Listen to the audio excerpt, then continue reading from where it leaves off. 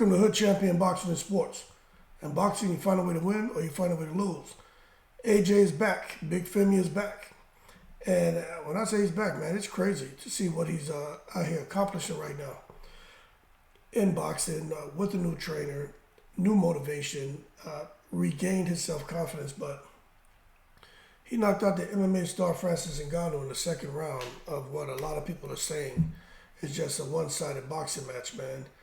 You know, Saudi Arabia, I don't see how anyone at this point in time, you can have your concerns about them Saudis and how they're able to put all this stuff together and how they were able to just really acquaint themselves with boxing and understand the sport to be able to transcend it the way they've done in the last couple of years. But anyone out here complaining about the matches they're making, talking, oh, they just have so much money, they're just making matches that we don't want. Yo, man, hold your horses. Stop taking it to the stupid. But what I'll tell you, man, is that second round, man, with Joshua Floyd and Ngannou, I mean, put him out for the count. You know, in the first round, I knew that the fight wasn't going to last very long. You could just see when Joshua hit him, I said, damn, he hurt him. And just knowing he could hurt him like that, you knew it was just a matter of time before Joshua landed again. And Joshua kept his cool, and he eventually went on to finish the fight in the second round. And I tell you what, that referee, I would say he did a good job because he gave the former UFC champion the benefit of the doubt after he got floored that first time in the second round. He let him get up. He was on shaky legs, but he was out on his feet. And Ngannou just walked right in to that goddamn right hand. I mean, AJ just kind of cranked it up and let that hand go. But the bottom line is, man, he wasn't able to block the right hand. It caught him right on the button and put him down. So the 37-year-old Ngannou, you know, he got up and was trying to figure things out, man, trying to get back to that stool. But Anthony Joshua showed, man, his professionalism and sportsmanship and just told Ngannou, man, look, you know, you shouldn't leave the sport of boxing. Because there were a lot of people who were telling Anthony Joshua after he got, you know, stopped by Andy Ruiz and had the back-to-back defeats to Usyk. Basically, Anthony Joshua should retire. He's not the same. He should quit the sport. He's washed up. He doesn't have it anymore. Like, people were brutal towards Anthony Joshua.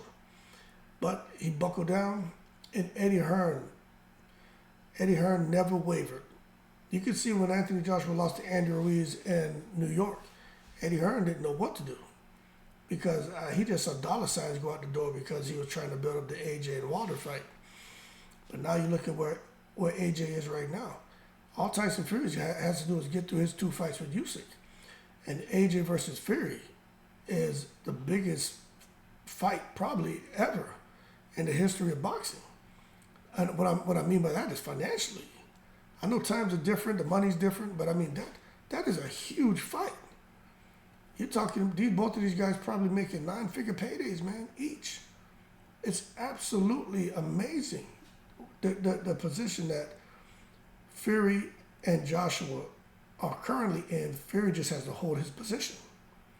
But Anthony Joshua, there's a lot of people who, you know, they revealed their true colors as far as how they viewed AJ, and they lost their belief in him. But you can kind of understand when people look at Anthony Joshua and how he fell on 3 different occasions, getting knocked out and losing twice to Usyk. It just seemed like there was something gone there. You know what I'm saying? There was a major disconnect up here. But it seems like, I tell you what, there's no substitute when it comes to healing. There's no substitute for time. Because with time, everything gets better.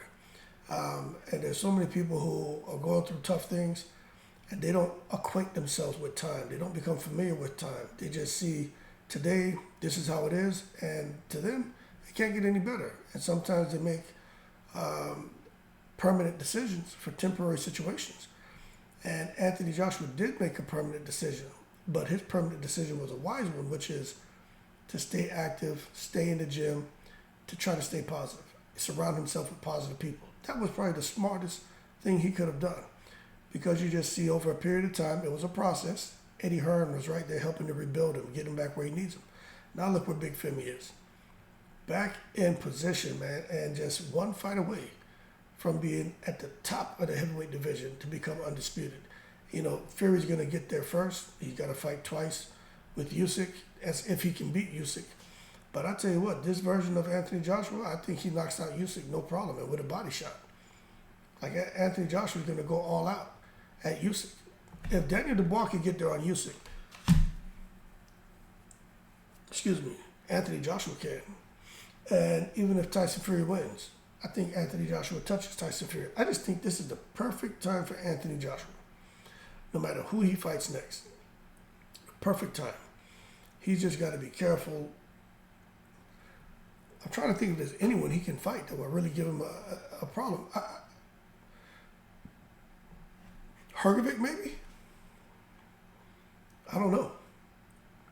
But who knows? Maybe they have him fight Deontay Wilder next. Just as a stay busy fight before he goes on to fight the winner. Because Tyson Fury and Usyk have to fight twice. So AJ has to fight somebody again. Maybe they make the Wilder fight. Everybody still wants to see that. But I tell you what, as much as we know Wilder has a big right hand, I think AJ would control the distance with that sharp jab. I think Wilder maybe get a jab in. Maybe he throws a right hand. But I think, like Ngannou, I think Wilder would get abruptly floored and knocked out cold once AJ gets that straight right hand through. And I just think Wilder gets knocked out cold. So we just got to wait and see what direction Anthony Joshua wants to go. But I mean, shit, he's 34 now? His last 3 fights look phenomenal. And he's at the top of the heavyweight division, man. But I'll tell you what, Anthony Joshua, to me, he's more than big paydays. He really, really is a guy out here who, where some fighters are ego-driven, he seems to be, to me, accomplishment-driven, milestone-driven. And he has an impressive talent. He knows that, and he wants to just keep evolving because he wants to make up for some lost time. Because I truly believe he feels those years where he didn't have those belts, there was some lost time there, and he's trying to regain that ground. And I think he, with his new trainer, Ben Davison, is doing an amazing job. I do think there has been a great benefit to working with different trainers over the last couple of years. But at the end of the day, I think he's found the perfect fit as far as trainer and trainee between himself and Ben Davison. So to me, Big Femi is back. And I just think for Tyson Fury, he just needs to move over. Move over Tyson Fury. Anthony Joshua, he's not even coming. He's arrived. And we'll just see how it goes in this next fight, who they pick to put in front of him. But if Ben Davison and AJ are putting this kind of work together, these kind of game plans together, I just think it's going to be hard for anyone to beat him because Anthony Joshua, to me, is the hardest, is one of, if not the hardest puncher. Deontay Wilder had the big right hand, but AJ can clip you with both hands. IQ-wise, I don't think anyone out there has a better IQ than AJ. Maybe Usyk. Power-wise, I don't think there's anyone out there stronger than Anthony Joshua. Athleticism-wise, I don't still think there's anyone out there as athletic as Anthony Joshua. Being able to fight on the outside and inside, I don't think there's any heavyweight that can fight on the outside and inside like Anthony Joshua. So when you look at it holistically, Anthony Joshua as a fighter, it's like I've said before. I just said in the video I just did, and I said it, over a year ago, repeatedly. Anthony Joshua should have, in my opinion, with what he brings to the table as a heavyweight boxer, should have never ever lost a fight. And I think he knows that. So the bottom line is Big Femi is back. That's the kind of knockout he needed. We got to understand it was an MMA fighter. He fought Otto Wallen.